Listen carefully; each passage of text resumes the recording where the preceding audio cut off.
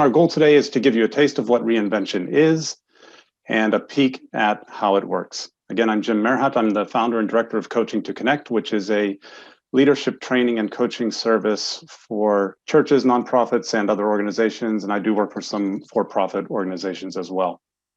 I'd like to introduce you to Sarah Nord. Sarah Nord is with us today, and Sarah will be monitoring the chat for your questions and your comments. So at any point throughout the webinar, please feel free to throw a comment or a question in the chat. Sarah will be keeping an eye on that. And if she thinks there's something she needs to interrupt me to ask a question or make a comment, she'll do that. But we will certainly have some time for questions at the end of the webinar. So let's dive into it. Reinvention is a very particular approach to change. Human beings are biologically predisposed to actually love change. And I know that's a jarring comment for a lot of people, but we are biologically predisposed to love change. So for example, have you ever met a baby who didn't want to change from being a crawler to a walker? They make this change and they do it courageously, persistently, and even joyfully. This change of babies moving from crawling to walking is actually a really good example of reinvention. In reinvention, we pay attention both to what changes and what does not change. So for example, in this, the core value of mobility is not changing for this baby. Mobility is what this is about. That's the core value. It's not about crawling or walking. That's just the solution to the core value of mobility. The baby values mobility and wants to do it better. So the baby embraces the change of moving from crawling to walking. So analyzing this natural change process and applying its lessons to church change initiatives is an example of what we would call biomimicry. So according to the principle of biomimicry, you will see processes of reinvention at the cellular level, at the organism level, and at the ecosystem level. So let's think a little bit more about this. So although we are born to embrace change, we do learn to fear it. And we even equate it, or most experiences of it, with a physical threat. And that's why we have so much resistance to change. In our minds, we mistakenly equate change with a physical threat. And of course, nobody wants to be in the presence of a physical threat. So we develop what is called a fixed or a judger's mindset that tells us that change is bad and change is dangerous. So we need to become defensive in the face of change. But change is not a physical threat most of the time. If you can shift your mindset to a growth or a learner's mindset, you can view change actually as an opportunity. So I'd like to pause here for a minute and just do a couple of polls. And the first one I'd like to do is just a poll that will give us a sense of who's with us today. So I'm going to launch this poll and ask you to pick whatever applies to you in the poll. So here we go. Go ahead and make your selection. How would you identify yourself? And you can pick more than one. Okay, results are coming in. Clearly, professional church staff is the largest part of our audience today with 63%, and followed by ministry organization employees, so organizations that serve churches, and then the volunteers at 16% each across the volunteer of ministry organizations and church, and a few of none of the above. So again, back to this idea of change, and I'd like to say a little bit more about biomimicry. The reflection that we did on the baby is not just an example of reinvention. It actually points to this foundational principle of reinvention, which is biomimicry, which is a field unto itself. And there's the definition of it from the Biomimicry Institute. Biomimicry is a practice of learning from and mimicking the strategies found in nature to solve human design challenges and to find hope along the way. So from a church point of view, we are all part of God's creation. So we are all intimately in touch with the processes of reinvention because they're all around us in creation and inside of us as well. And so we can be intimately in touch with reinvention. And I really think that there's some, good scriptural inspiration that reflects this as well. This quote from Luke 12, "Consider the lilies, how they grow. They neither toil nor spin." You're all familiar with this. So I believe in this quote, Jesus is reflecting on his practice of biomimicry. What we see here is the theological idea that creation is rooted in God's word. If you go back to Genesis 1, right, it's the word of God that is the foundation of creation. And therefore, reflecting on the processes within the biosphere, within creation, will lead us to know God better and hear God's callings more clearly. We're all natural reinventors. Reinvention is happening all around us all the time. We're born to reinvent. The processes are in every person and all around us. Reinvention, learning, and doing opportunities are abundant. So I want to launch the second poll now. And this one will just give a sense of all of the different ways that you can be inspired by and find instructive the processes of change that go on around you.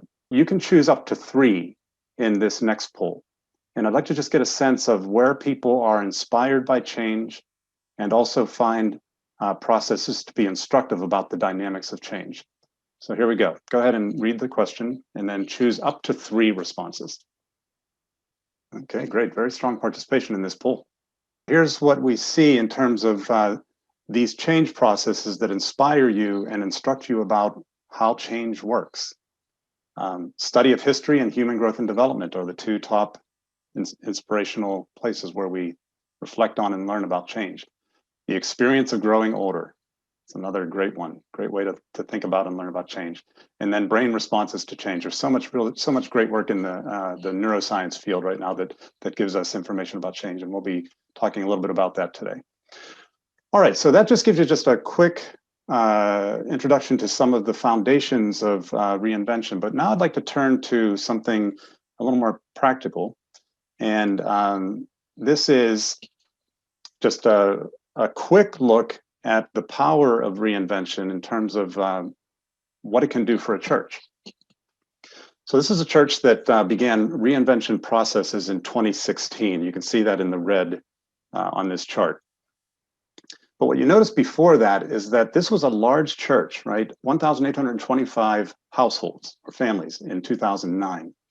And you can see that every year they were losing anywhere between 100 and 110 families. Every year, their roles were dropping. So something had to be done, right? I mean, they were just on a crash course to non-existence. And so in 2016, they formed a team to work on reinvention processes. And you can see shortly after they formed that team, the numbers of families that were leaving this church began to decline. So in the year that they started the reinvention, they dropped from 110 families to 85. Then the following year, they lost 60. Then the following year, they lost 57. Then the following year, they lost 10. And this year, even in the midst of the pandemic, they have gained 5 new families. So they put the brakes on, slowed down the bleed, and now are rebuilding. And that rebuilding actually started in 2019 and has continued through consistently for about 18 months of straight growth. Small growth, incremental growth, but nonetheless growth. And correlation, of course, does not equal causation, right? So, you always want to be a little bit skeptical about that kind of data. But what I can tell you is that there's a church of a similar size in this very same town, literally 2 or 3 miles down the road, serving the same denomination that did not experience this same kind of turnaround. That church is also in decline and has been in decline for years. And they did not apply the practices of reinvention the way this church did. And so that church is continuing in decline while this one has put the brakes on it and has turned things around. I'd like to introduce you to the Chief Reinvention Officer. Her name is Nadya Zhexembayeva. And Nadya has become a mentor and a friend to me over the past several years. I received my Reinvention Practitioner Certificate from her academy in 2019. And Nadya has degrees in business and psychology, and she's a former professor at Case Western Reserve University in Cleveland. So we're going to listen to her for about 10 minutes teaching about what she calls Titanic Syndrome, which is going to set us up to take a look at that assessment that I asked you to do before coming to the webinar today, the Titanic Syndrome assessment. So Titanic Syndrome simply is a way that organizations bring about their own downfall. And then we will turn to some more about reinvention, and reinvention is the powerful way to address Titanic Syndrome in an organization. Okay, so let's listen to Nadya. So today I want to share with you a story of one disaster, perhaps one of the most famous disasters in the world's history. You know the story very, very well, but I hope I will share some new elements of that story, some new insights that will help you prepare for crisis, change, new things in your life that can help your families, your communities, and your companies. Of course, I'm talking about the Titanic. You all remember the story, the movie? Yeah? So the story is very famous. In April of 1912, just around midnight, a wonderful ship, the largest moving man-made object at that time on planet Earth, collided with an iceberg and sank within 3 hours, killing more than half people on board. And the real question for us as we look at the story is, what killed the Titanic? I know you have many answers to this question. I want to offer you 3 stories, 3 elements, 3 key insights, and I hope you will recognize those stories in your life as well. So here's story number 1.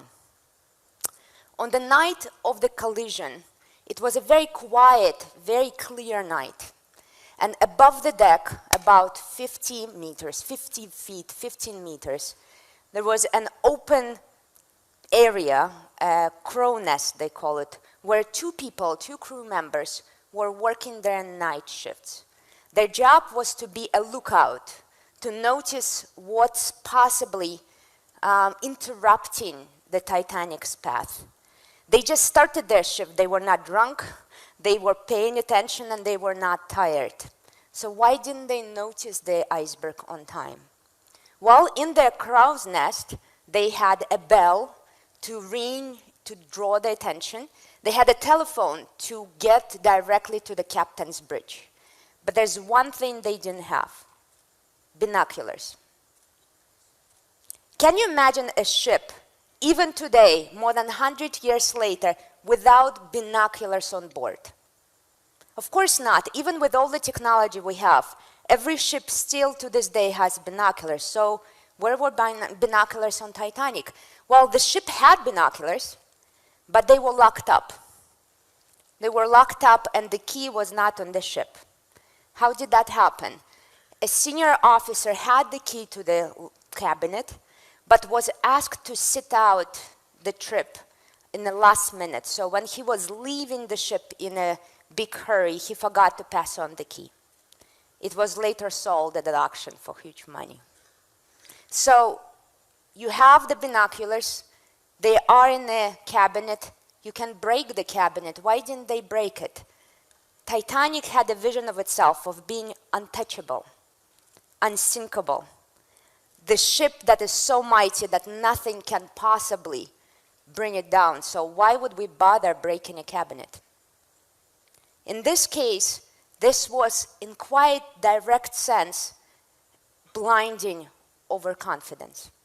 Later, when one of the surviving lookouts was asked in court, does he think anything could have prevented the disaster, he said, well, binoculars for sure will allow us those important seconds to avert the iceberg.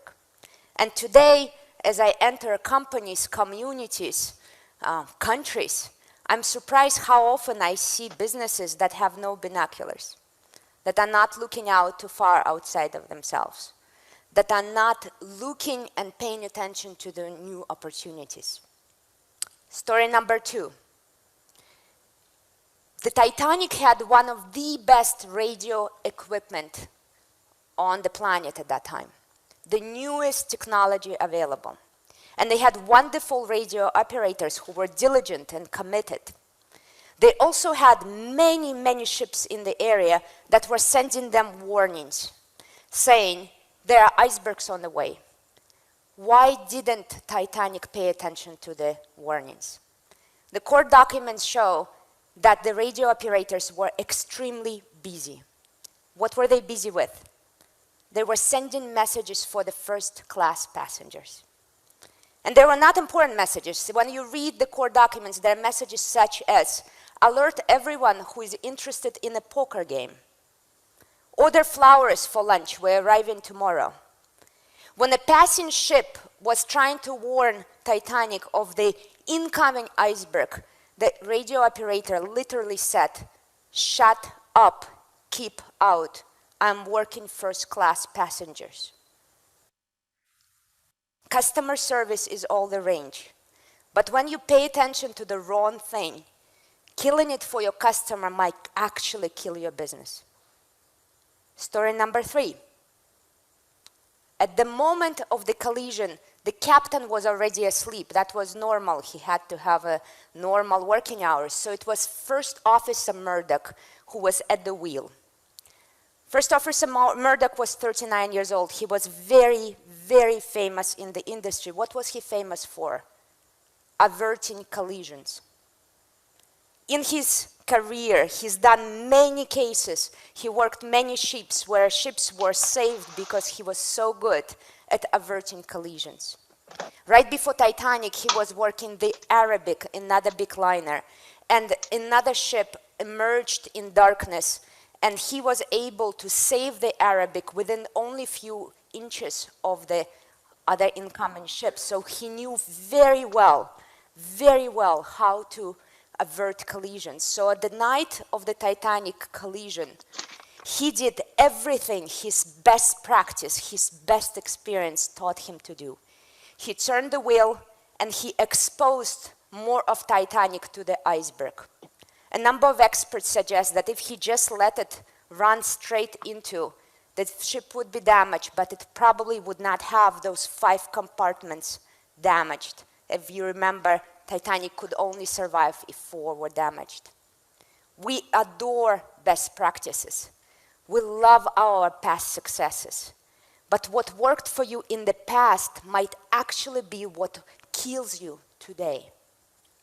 Past experience is all the rage until it destroys your business. It destroys your life on the way. Now, as I share this story, you're probably wondering, why am I not speaking about the most obvious reason for the death of Titanic, the iceberg? It's so tempting to blame the iceberg. Don't we all love blaming the iceberg? It's the competitors. It's the freaking suppliers. It's my parents. It's my government. It's the media. It's whoever. It's so tempting to blame the iceberg. But icebergs will come and go again and again. And your job is not to blame them, but to prepare. Titanic was not. I'm telling you the story of 100 years old, and you would assume that by now we learned every lesson.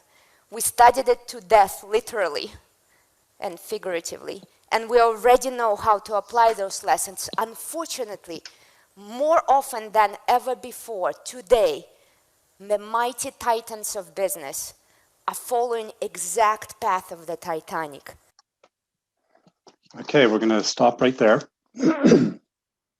Because that last statement she just made, the mighty titans of business are falling and have fallen. I mean, stories like Kodak and Toys R Us, just big, huge multinational businesses going bankrupt.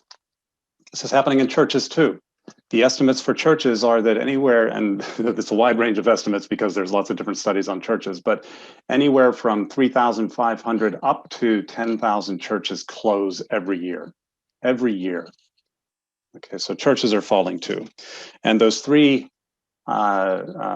reasons that the Titanic sunk are similar to the reasons why churches fail. Blinding overconfidence. We are too big to fail. Pandering to a loud minority, such as the wealthy people on the Titanic. Pandering to a loud minority at the expense of the church's core values. It's paying attention to the wrong thing. And then doing what we do best when what we do best isn't needed in the moment anymore. Some churches are known for something and they cling to that something, even though that something is no longer valuable to the community around them. So this is Titanic Syndrome.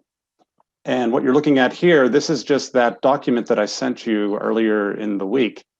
It's the assessment tool to figure out how much of Titanic Syndrome is actually present in your church. So we're not going to go through all of this, but I know some of you may have already done this and you have it in front of you.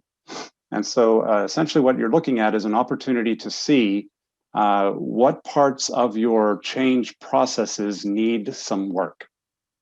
Is it the anticipating change, the designing change part, or the implementing change part?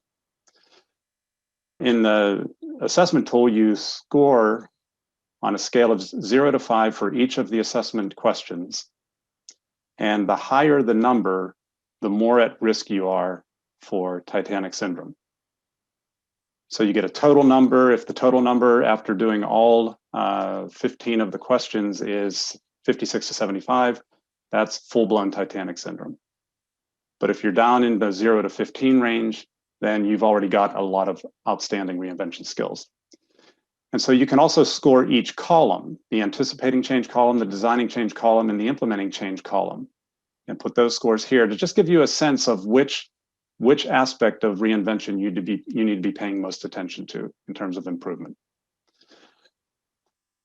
Another thing that I really like about this assessment is that it gives you clues about what to do. So for example, this is one of the questions on the assessment.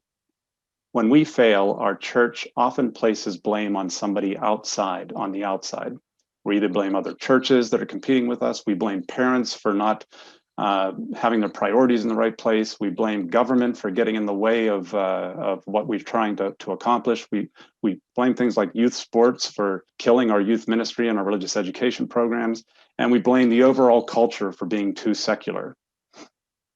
In other words, we're blaming the iceberg, right? Rather than looking internally and thinking, okay, what is it that we have to offer? What is the core value that we give to the community? And how can we reinvent it in this new changing circumstance we find ourselves in?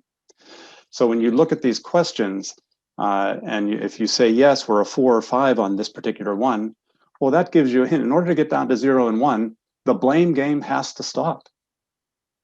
And we have to start looking more internally to what's going on in our church in order to get this church to move forward. All right, so let's get into the definition for reinvention. Now, there's a lot of words on this slide, but you've already seen this. When I did the invitation to the webinar, this was in the invitation.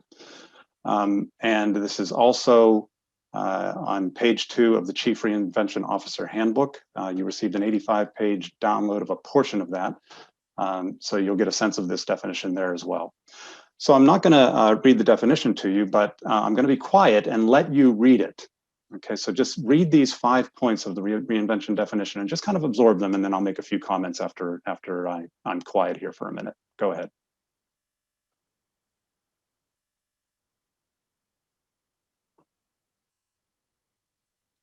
Okay, it's a very rich and meaningful definition, and it takes a long time to unpack its full meaning. But I'd like to say a few things about each of the 5 just to give you another framework for thinking about these pieces of the definition. So number 1, it's really a way of approaching change with a spirit of joy and hope that things can get better, like babies moving from crawling to walking. Okay. Number 2, 3 of the pillars of reinvention are anticipating change, designing change, and implementing change. And the thing about those 3 is that no one person does all 3 well. So it really requires a team approach. And that team has to be a team filled with people who have diverse knowledge and practice bases. So you want people who think differently, who have different knowledge background, and they're good at different things. So some people are really good at visioning. Some people are really good at being imaginative and putting things together. Some people are really good at implementing and creating structure. And you really need all of that in order to be a full-blown reinvention team. Number 3, you need both disruptors and stabilizers on your reinvention team who respect each other's contributions. Okay? So part of reinvention is disrupting what's currently going on. But another part of reinvention is creating stability after you've reinvented something so that it can continue forward into the future. So you need both kinds of people, people who can be disruptive and visionary, and people who are really good at structure and organizing and detail. And what happens on a lot of teams is that these two kinds of people can't stand each other. They fight. And they assume that the other person is threatening the good work that they do. But when you have a healthy reinvention culture, these two very different kinds of leaders learn to respect each other and see each other as assets and not threats. Number 4, change is not an occasional effort like strategic planning. Rather, it is built into the organization as a daily practice. In the same way that daily health and fitness practices help your body's immune system fight off threats. So, if you take care of yourself every day, eat the right things, do the right kinds of exercise, your immune system becomes more powerful, and you can weather the changes that come your way in terms of threats. And so this is the way in reinvention we want to think about change. We don't change just every once in a while. We are always ready for a disruption that comes along. Then number 5, reinventing organizations deliberately cycle between past, present, and future focus. So there's no glorification of the past. There's no emphasis on the present is all that matters. And there's no primary emphasis on the vision of the future. All 3 matter.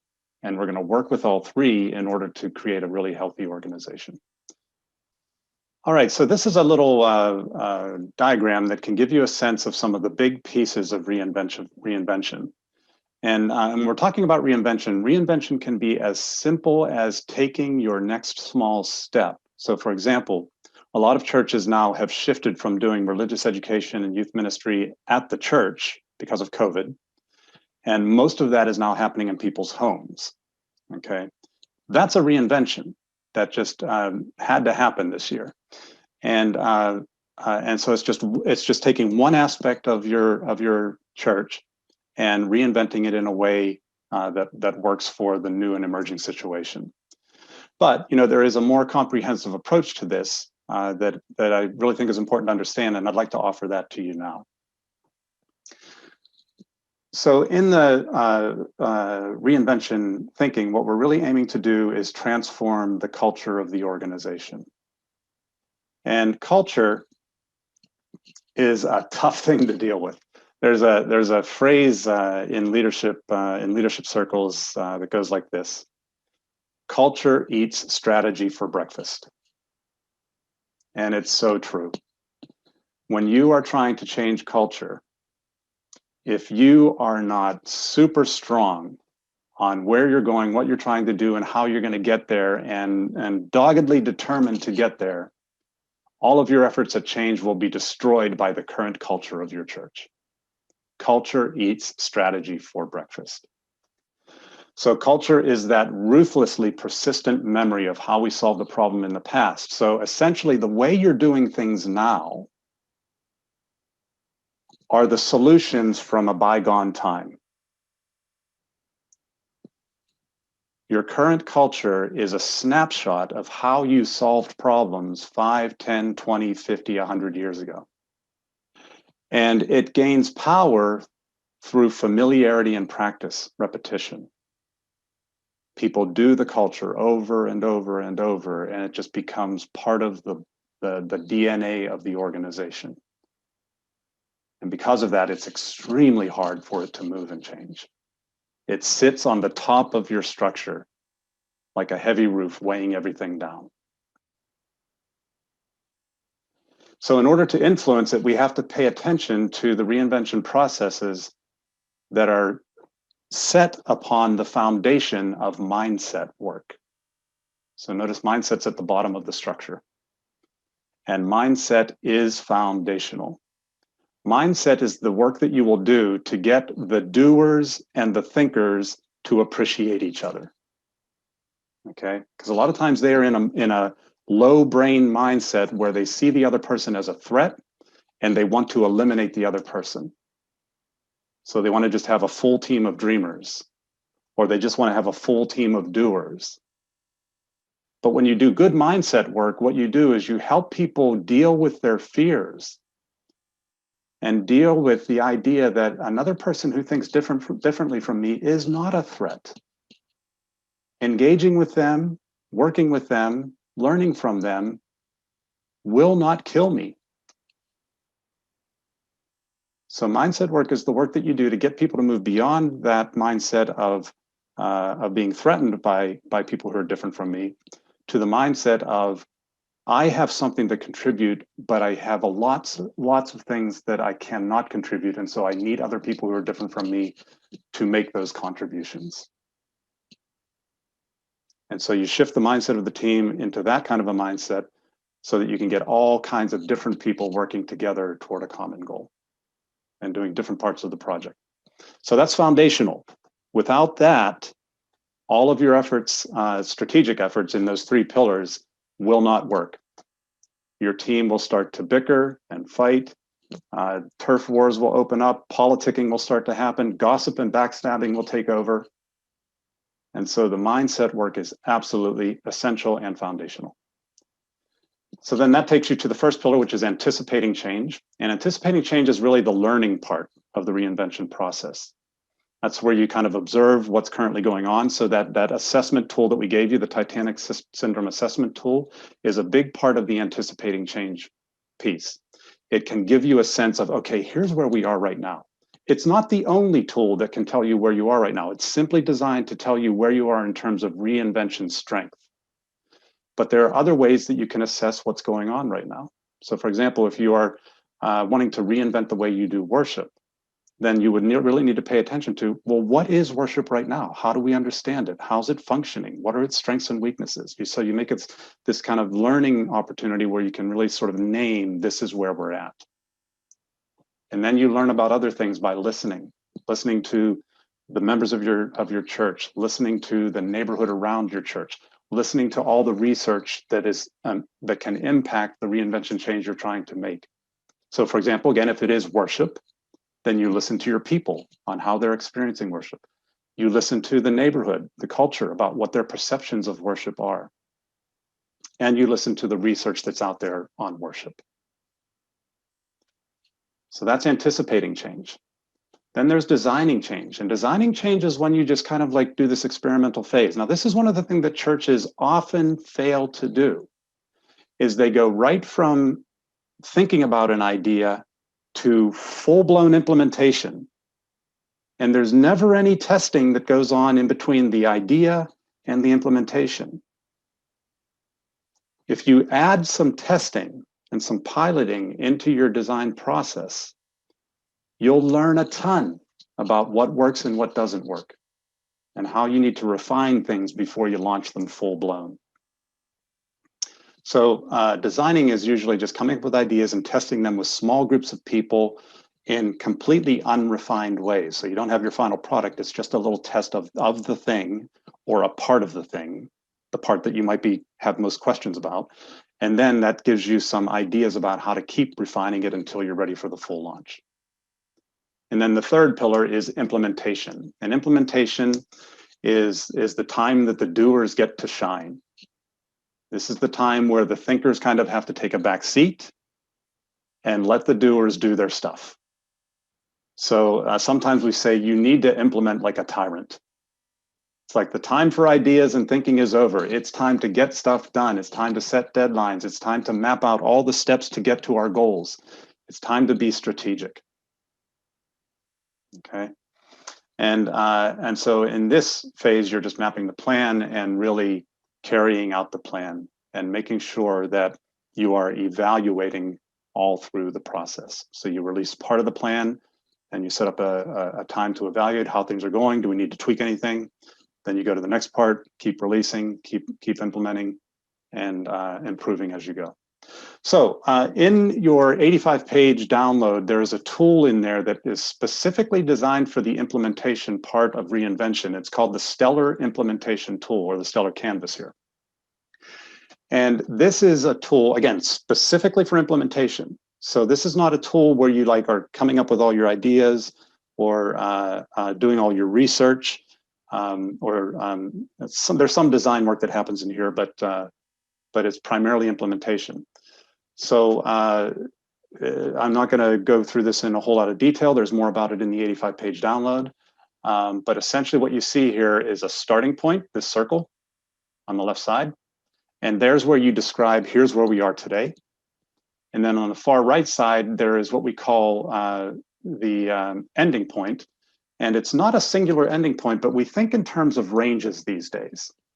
Okay, this is the new way that planners are thinking about strategy. We used to think about setting a goal that was a firm spot in the future, and we shoot only for that spot. But it's really more reasonable to think in terms of ranges of goals. So you take a goal and you turn it into a range. So for example, if you want greater participation in your church in terms of singing, you would say that a good range for us to shoot for would be to have somewhere between 60 to 80% of the members who are participating. We want 60 to 80% of them singing. Rather than saying, you know, our goal is to get every person to sing. No, let's make a reasonable range, and anywhere you land in that 60 to 80% range is a success and something worth celebrating. And as you start to unfold strategies to get to that range of goals, you may have a different kind of goal that gets you to the 60% and another kind of goal that might bump that 60% up to 80%. And so those goals are what you throw down into this cone. So you may have an idea in the early part of your project, and so this first part of the cone here on the left upper side could be your first attempt to get more singing, which might get you close to that 60%. And then later on down at the implementation process, you have another idea that would be down here in this bottom right or bottom center block. And that might be the one that will take that 60% up to 70. And then another one in the later part of the implementation that'll take you up to the 80. All right, so you're thinking of process here much more. Process, rollout, and shooting for ranges.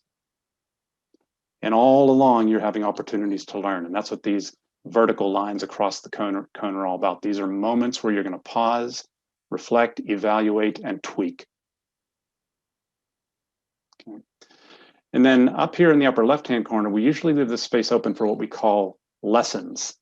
It's the first L in Stellar, lessons. And lessons are lessons you've learned from past implementations. All right, so you've implemented all kinds of things in the course of your church's history. So what are the lessons you learned as you implemented in the past? Jot them down here. So you do the things that you do well and not do the things that were mistakes in the past.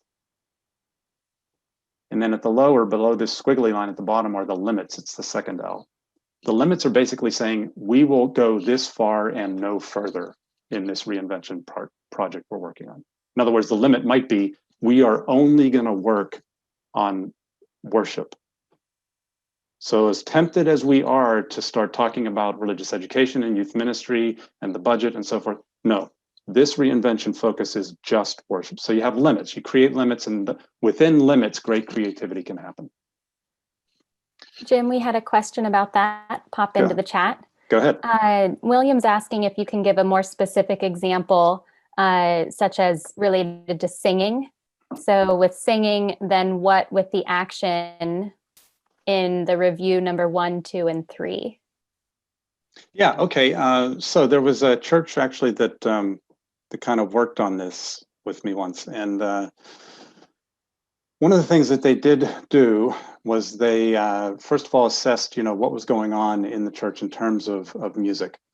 And what they discovered from listening to their people was that there were concerns about one of the musical groups that they had leading worship. There was a group of people who were instrumentalists, and they would bring like big Slurpees in from the local convenience store and sit them by their chairs, and they would slurp on these Slurpees during the worship service. And they would chat with each other even while the pastor was preaching the sermon.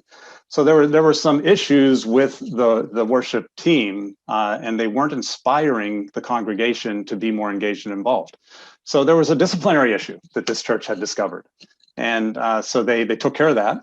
The second one was that there were a lot of people that found that they really didn't know what was going on in the church in terms of the worship experience. They were there, but they weren't sure exactly what it all meant. And so then the music director decided to start doing some little instructional pieces 2 minutes before worship would start. And he did it every week for about 8 weeks. And they were instructional pieces that gave people a deeper sense of what worship was about and what it meant and how to participate. And so those are just 2 of the strategies that they put in their plan that had very strong response.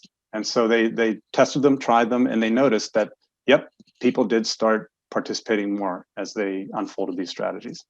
So I hope that helps, just gives you a little sense. I also have this, which is an example of a church stellar. I'm not going to go through the whole thing. We just don't have time to do it, but it's here. I do intend to release this recording to you, and I'll be happy to release the slides as well. So just know that you're going to be able to take a look at this and dig it apart and see exactly how a church might do a stellar strategy model. Okay. And then the second one is this is a little bit funny. My wife is opening a food truck business. Okay, and she's hired me as her business consultant. And we make a really good reinvention team because she's very much a doer kind of person, and I'm much more like a kind of a big idea sort of person. So together we sort of balance each other out, and we've learned over 33 years of marriage how to trust each other and kind of like each other and appreciate each other's differences. So we are kind of a nice model of what a reinvention team looks like. So after we sort of did our research and learned about some things, we threw together this stellar, which looks a little different from the other stellar that I showed you, because these are tools, right? And you don't let the tool drive your behavior. You use the tool as something that helps you get to where you need to be. So we sort of reinvented the stellar tool a little bit, and that's why it looks a little bit different here. But it has all the main parts: the starting point, the range of goals at the end, the strategies there in the red ink, the lessons we've learned from the past, and one of the limits. We got a little hung up on limits. Things got a little tense in our conversation. So we decided to table that for another time. But we did come up with one limit, and basically it was my wife saying she doesn't want to work full 5-day week. So we had some fun with that. All right, so again, you'll have access to take a look at those after the webinar. All right, so I just want to say a few things about some of the tools that we use to help people understand reinvention a little bit more deeply. So this is that thing about the leaders and the managers, the thinkers and the doers. We call this the reinvention cycle, and you need both of these people to be driving the cycle in order for reinvention to work, right? You need both. So at the top, you see what we call healthy chaos. And every organization needs a dose of healthy chaos. Healthy chaos is driven by the people on the left side of this diagram, which are the leaders, those who lead change, those who love to vision, those who can't be happy unless they're thinking about the future possibilities of what can be. Okay, they are driving healthy chaos in the organization. Then on the right side, or I'm sorry, at the bottom, the blue circle is normal stagnation. I love that phrase, normal stagnation. Normal stagnation is driven by the managers, people who can manage complexity. All right, they're the ones who can take the ideas of the leaders and pull from the healthy chaos something that can be stable and useful and will last over a period of time. They add structure to the ideas of the thinkers. And they create what we call normal stagnation, a period of time in an organization where things feel stable and they're working, and all we have to do is keep the oil on the machine to keep it moving forward. But in a little while, the leaders are going to get restless. And they're going to say, yes, this is great, but there's a better way to do this. There's a new future waiting for, and they'll disrupt again. And so the cycle just keeps going on and on and on and on. It never ends. And that's a good, healthy thing. Another tool that we use to help people understand reinvention is this little chart, which is basically a way of thinking about how you're going to approach reinvention for your church, depending upon how much resistance your church has to change. All right? Every church has a different level of resistance to change. Okay, and it's really important to have your finger on the pulse of how much resistance to change there is. And the Titanic Syndrome assessment will give you a sense of that. If you score really high, then you probably have a very high resistance to change in your church. If your score is in the middle, then you have a moderate resistance, and if it's low, you have a low resistance. So type A here, this is a way to approach reinvention if your church has a high resistance to change. So the big circle represents the church, and the little circle represents a separate change effort that's happening parallel to the church, but not inside of it. So I'm actually doing this model type A with 2 churches right now. Each church is trying to figure out a way to engage younger, unaffiliated people with church. And both of them have found that when they try to get the whole church to embrace this idea, there's all kinds of resistance. There are a lot of people in churches that want nothing to do with unchurched people. There are a lot of people in churches that want nothing to do with millennials. It's just a fact, and it's an unfortunate one. So both of these leaders in this church decided, well, that's unacceptable. We've got to do something. And so they decided to create church experiences that are parallel to the bigger church. And nobody in the bigger church needs to be involved in these parallel experiences. They're experiments. And then over time, as these kinds of things develop, they will attract more and more attention and slowly, more organically get absorbed into the bigger church. Okay, so that's type A. Type B is when you have moderate resistance to change. And so with moderate resistance, that means you can develop a reinvention piece inside of the church and people will be okay with that. Okay, so that's just basically either creating a department or a new ministry or something that's right in the church. It uses all the resources of the church, and it's promoted in the same way that every other thing is promoted, but it's something new and different. It's a reinvention of something. So that would be something like a religious education program that has a second choice for religious education that it's never had before. So let's say you have like a classroom-based program and you want to develop a family program. You offer the two as equal options to all the people in the church. And people are generally, okay, that's nice. We can do that. We still get to keep our regular one, but we're going to have this option now. And then the third type of reinvention, type C, is when you just go full-blown reinvention, whereas every ministry and every leader and the congregation as a whole are well-versed in the principles and practices of reinvention. So that's when change has now become the norm in the church. Okay, so to close out, as we're getting close to the end here, I'm just going to give you these 8 points for ways to reinvent churches. And these are kind of linear, but nothing is totally linear. So you can dance around these as you're working through them. But it's essentially, number one, building diverse team, right? Of the thinkers and the doers, the leaders and the managers. You want to have a diverse team. 2 is work on the mindset stuff. Don't start working on the project until you've got the right mindset on the team. 3 is do some assessment, and you can use the Titanic Syndrome assessment tool for that.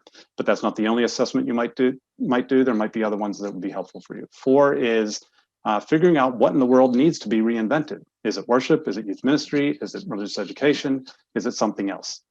And you determine that through discussion and target audience surveys, and what part of your organization is really needing reinvented. 5 is really important. Distinguish core value from product. The core value of what you do or offer is not the same as what you actually do or offer. Okay, this is what killed Kodak, by the way. Kodak thought it was a camera company. They invented digital photography, and digital photography eventually killed Kodak because they didn't embrace it. They thought they were a camera company. They are not a camera company. They were a company that helped people create memories. That was their value. We help people create memories. Cameras are a solution to get to that. But they confused the product with the value, and that killed them. So it would be like thinking that the sermon, where the pastor gets up and preaches a sermon and everybody listens, is the value. That is not the value. The core value is how people's lives are transformed by the gospel in their day-to-day living. That's the value. The sermon is a tool that we use to help that happen. If the sermon is not making that happen, it's time to get rid of the sermon and do something else. Okay, so never confuse the core value with the product or the activity. Number 6, learn. Ask questions of your church members about the core value that you're reinventing. Ask people beyond your church about the core value that you're reinventing, and seek insight from research in the broader community about the core value you're reinventing. And then 7, based on your learning, design something new that you can test. And test it. Make it small and simple at first. And then finally, number 8, after testing, implement like a tyrant with clear goals and strategies that seek to accomplish a goal stated as a range, and evaluate early and often. Okay, there you go. That's an introduction to reinvention, and it just turned 1 o'clock. But listen, I'm going to stay on for a little bit. In case there are any more questions, I'd be happy to respond to some questions. Sarah, what do we have? No other questions right now that haven't been answered. Somebody did ask if the recording would be shared. And yes. Yeah. I did share that with them, that it would be shared. Gina just asked, can you generally address what to avoid when evaluating? What to avoid when evaluating? What to avoid when evaluating? Okay, so when you're evaluating, here's one thing that just comes to mind. Avoid the one-size-fits-all approach. Evaluating should be both formal and informal, in my opinion. In other words, you should have some formal evaluation forms that you use to get specific feedback. Things like SurveyMonkey are really good. Paper forms are really good. But also don't miss out on the opportunity to do informal evaluation, which is nothing more than simple conversation with people who are participating in your programs. And listen deeply. And that's soft research, but it's research that matters. So avoid the temptation to do one kind of evaluating. Mix it up and put the blend of all your efforts together to get a full picture of what you're doing. And don't be too wordy in your evaluation forms. That's always a killer too. Quick and easy is better. Anything else pop up there? Let's see. Kathleen just asked, how does one determine the core value or values of what we are doing? Yeah, those can be very extensive discussions. So that takes time, and it simply needs, you simply need to keep asking the question about, is what we're talking about something that is lasting and meaningful to the people who receive it? So for example, in the sermon, again, the way you get to the core value, you don't talk about what the preacher thinks is valuable. You don't talk about what the preacher likes to do. You talk about the impact that it's having on the community. All right, so the receivers of whatever it is you're doing are the ones who determine the core value. Because if it's not valuable to them, they will not buy into it. So for religious education programs, it's what is valuable to families? That's the big question. What's valuable to them? And how can we make what's important to the church match in some way what's valuable to them. You start with what's valuable to them. That's how you get to core values. Okay, so it's too often we think that as long as we're clear about what the church values, we'll be okay. But we miss the idea of what do the people value? Because that's going to drive their commitment. If we don't connect with what they value, they won't commit to us. Okay, we have a comment here with a question from Catherine that says, as a leader of change, I think I am curbing my most natural strengths for two reasons.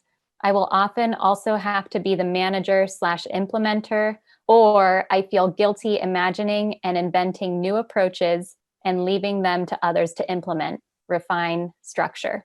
So what should I be doing to improve team balance? Yeah, boy, that's just like kind of like a personal transformational journey of learning to appreciate what you can and what you can't do. Being willing to share the load with others. Sometimes, I don't know if you've ever used the Strengths Finders assessment from Gallup. Strengths Finders assessment. It's a really good way for a team to get a strong sense of what are the natural strengths of the team members. So I do this with a lot of teams that I work with, and it brings out those things and gives you some language to talk about who's really good at what and who should be doing what. I think I resonate too with the idea of sometimes you feel guilty about asking other people to do stuff, but I have found that the better I get at that, the more people are willing to step up, and I get some pretty good responses if I share the load with others. So it's a worthwhile effort. So I would encourage you to keep moving in that direction. Okay. Okay, no other questions at this point. You have some nice comments saying thank you, very good and timely, right. Good information. All right, thank you, Sarah. Okay, well, I'm just going to play that piano piece that you heard on your way in. So if you're in for a little inspiration, you can stick around and listen to that. But if not, thank you very much for coming today. I really enjoyed being with you, and look forward to following up with you with the recording and the slides.